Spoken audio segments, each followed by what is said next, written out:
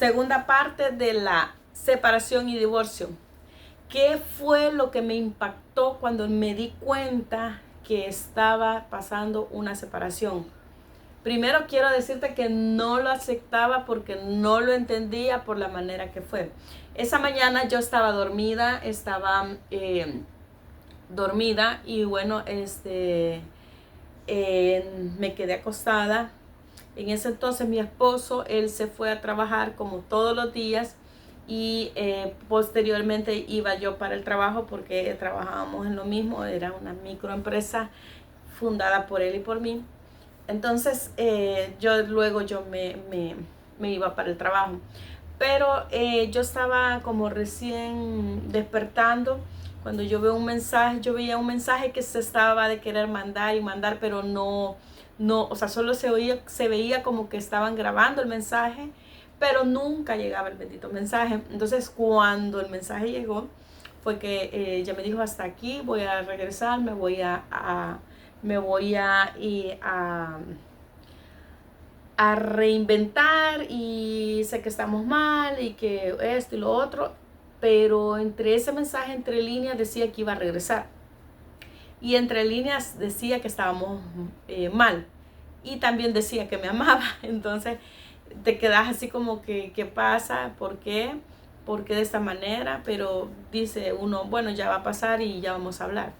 Entonces, pero no, fue que yo en ese momento me fui para la casa de los papás, porque obviamente él siempre se iba para allá. Entonces me fui para donde los papás, y cuando llegué pues no, tampoco estaba ahí. Entonces ya tenía como un plan, pero no lo entendí hasta tiempo después. Entonces en ese plan que ya estaba, ya había un plan a donde yo no me daba cuenta, ni vi venir nada, ni sabía que estaba todo poco a poco ajustándose para una separación. No lo sabía. Solo sabía que teníamos problemas por defectos de carácter, por desconfianza, porque hay un contexto detrás de la desconfianza. Y aparte de esa desconfianza, pues hay situaciones que uno no puede manejar, como esos momentos de, de desconfianza, ¿verdad? Eh, entonces pasó esa etapa, y lo primero fue el shock. Ah, no es tanto el morbo de la historia a lo que me quiero enfocar, no, que es el punto que cuando te das cuenta no sabes qué hacer, no sabes qué pasa, y no tenés claro tus ideas, no tenés en tu mente tus ideas claras, y entonces entras un shock o una situación emocional que no entendés, más estás como choqueada, como que solamente estás impactada, pero está entre el dolor, la traición, porque es una traición al momento que tú no sabes por qué se va, no sabes si existe una persona, no sabes si realmente es porque ya no hay amor. Simplemente, o sea, estás como adivinando, pero a la vez estás choqueada por la manera en que, y a la vez estás esperanzada que se vaya a restaurar, porque todavía no entiendes. Estás en ese momento de choqueada. Y bueno, llega un momento que es tanto el dolor y el que no entiendes, porque no hay una explicación, no hay un cara a cara, no hay un contexto de esto que iba a pasar o que podía pasar. Entonces todo eso te hace como psicológicamente te afecta tu autoestima, y no solamente eso, sino que te afecta en un punto de culpabilidad. Por eso el ghosting, si tú te informas, el ghosting es una manera que se va, no da explicaciones, y nunca vuelves a saber así de él o de ella, porque es una manera huidiza. Entonces eso habla más de la otra persona que de uno, pero como uno no lo sabe, uno piensa de que uno tiene el problema. Entonces hay que tener mucho cuidado, porque cuando nosotros creemos, y el ghosting deja bastante eso, es como que te sientes más culpable, como que te sientes culpable de lo que está pasando y qué es lo que pasa, por qué no me da ni tan siquiera la cara y no tiene el valor de decirme en la cara esto o lo otro. Entonces habla más de la otra persona que de ti. Ahora bien,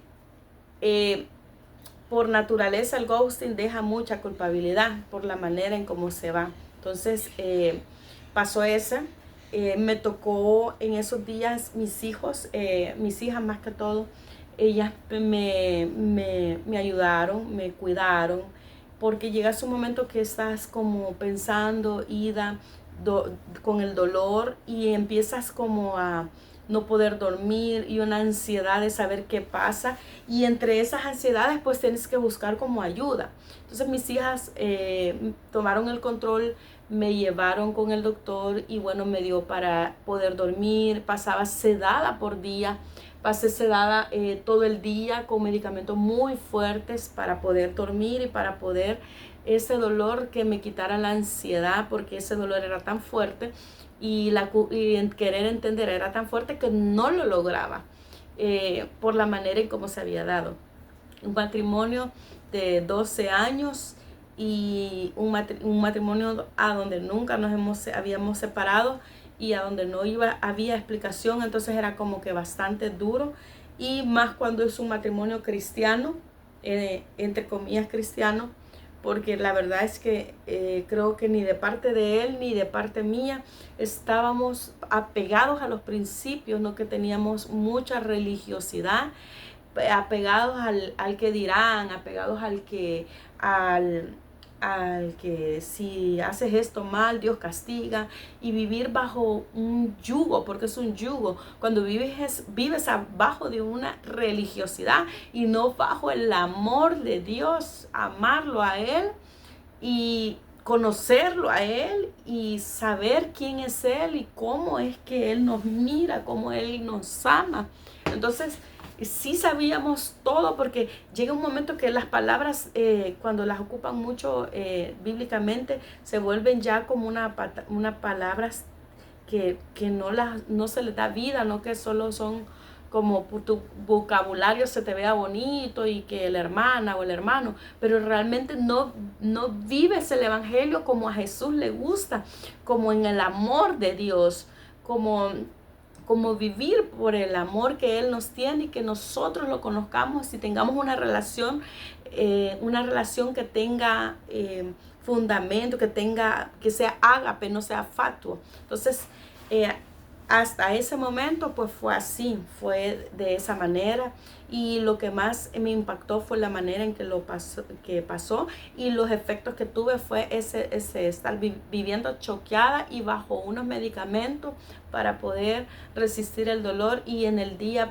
ir pasando para no caer en esa ansiedad. Pasé muchos días así, y rápidamente venía lo que era la pandemia, y bueno, fue mucho más duro porque entré en el tiempo de pandemia junto con el proceso. Entonces fue totalmente durísimo, porque la angustia de la pandemia, el trabajo que había que cerrar, se cerró un negocio y el otro estuvo muy bueno en pandemia, pero estaba como que entre lagunas mentales. Yo medio podía trabajar por teléfono, pero era más el dolor que estar con el trabajo. Entonces todo eso, ¿qué es lo que te hace? Te hace como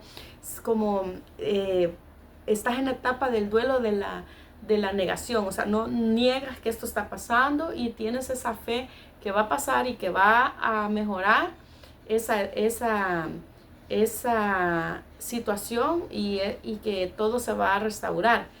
Pero no fue así. Entonces, esa es como la primera etapa. Y la primera etapa es la más dura, porque es el impacto de la noticia. Y es lo que te queda marcado en tu corazón y nadie lo va a entender. Hay mucha gente que es empática a tu dolor, pero por muy empática que sea, absolutamente nadie lo va a entender.